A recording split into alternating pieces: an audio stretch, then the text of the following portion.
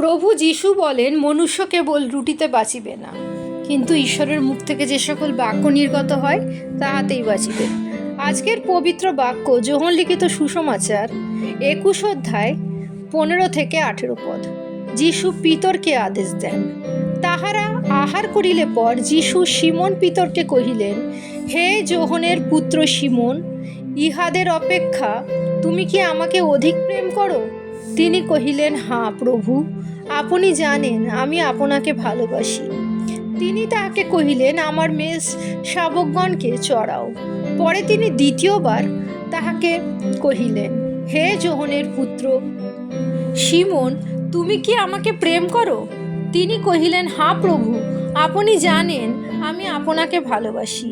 তিনি তাহাকে কহিলেন, আমার মেষগণকে পালন করো। তিনি তৃতীয়বার তাহাকে কহিলেন, হে যোহনের পুত্র সিমন, তুমি কি আমাকে ভালোবাসো?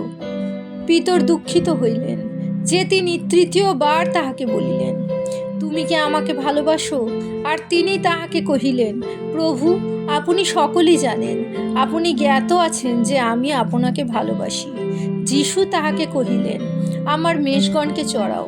সত্য সত্য আমি তোমাকে কহিতেছি, যখন তুমি যুবা ছিলে তখন আপনি আপনার কোটি বন্ধন করিতে এবং যেখানে ইচ্ছা বেড়াইতে, কিন্তু যখন বৃদ্ধ হইবে তখন তোমার হস্ত বিস্তার করিবে, আর একজন তোমার কোটি বন্ধন করিয়া দিবে, ও যেখানে যাইতে তোমার ইচ্ছা নাই সেইখানে তোমাকে লইয়া যাইবে।